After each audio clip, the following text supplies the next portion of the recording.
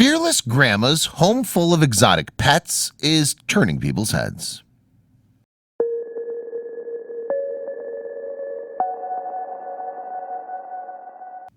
Bonnie Hart, age 64, might have seemed like an average pet owner at first. The Texas grandmother owned a small dog and lived on a large property deep in the heart of Texas. Yet anyone who took a step into her backyard could see that this grandma was anything but ordinary. If anything, Bonnie was a wild animal lover. And never was that more obvious than one day when she noticed that her dog was walking toward the house with some unusual friends in tow. What would have sent most folks running for the hills didn't even faze Bonnie. Many people would not expect Bonnie Hart, a 64-year-old former truck driver who lived in Texas, to lead a risky life. She was a grandmother who owned a dog and a nice property. By all accounts, she was pretty ordinary, but looks can be deceiving. Talk to Bonnie for just a few minutes and you'd notice a very different side of things. What was so odd about this seemingly average grandma? It all began the day Bonnie saw her dog heading toward her property with two strange creatures trailing close behind. She couldn't have expected what we saw. "I'm sitting on the porch drinking coffee and here comes my black dog," she recalled. "Wrapped behind him are two little black things following him." Bonnie didn't know what she was looking at upon first glance. "I thought they were other dogs," she continued. "And as they got closer, I went, holy moly, they're bears." That's right, two bears followed her tiny dog home, and they were quickly approaching her house. Amazingly, the bears didn't attack her or her dog. In fact, they stuck around. Bonnie didn't know their backstory, but she decided to keep them as pets, naming them Pebbles and Bam Bam. If that seems crazy, you'll be stunned to learn what else Bonnie did.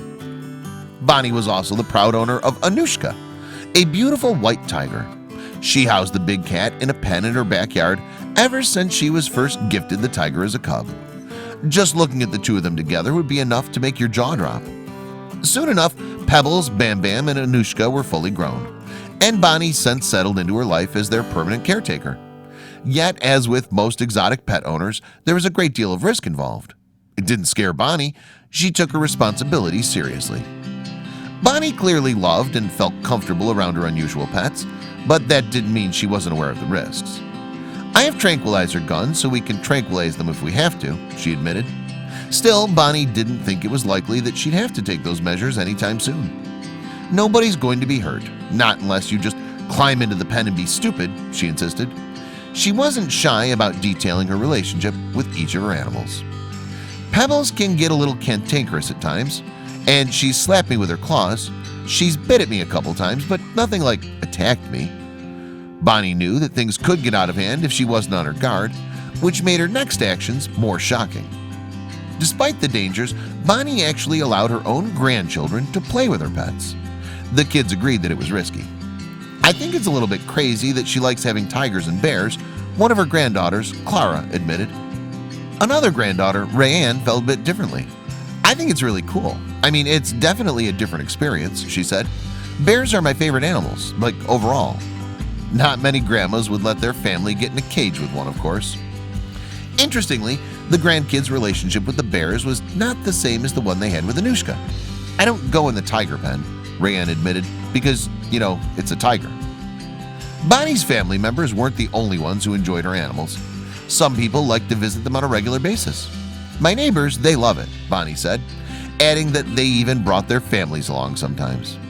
While Bonnie seemed accommodating to his visitors, you wouldn't want to try to get between her and her pets. What would happen if somebody tried to take her animals away from her? Bonnie claimed she would shoot them, point blank. "Come on my property and try to take my animals. I don't care if it's tigers, bears, horses, or dogs, somebody's going to get shot." Got it. Aside from all those risks, caring for her pets costs a great deal of time, effort, and of course money. You're looking at $1,000 to $15,000 more a month just to feed these animals, she explained. That was more than some families spend. Anushka's carnivorous diet was particularly demanding. "I feed her probably between 14 and 20 pounds a day," Bonnie said, "and she eats beef, pork, chicken, stuff like that." Just like any good grandma, Bonnie treated Anushka to exactly what she liked. Bam Bam and Pebbles, on the other hand, had tastes that were a bit more refined. "These bears," Bonnie began laughing, "I've tried fish, I've tried salmon. They don't want it.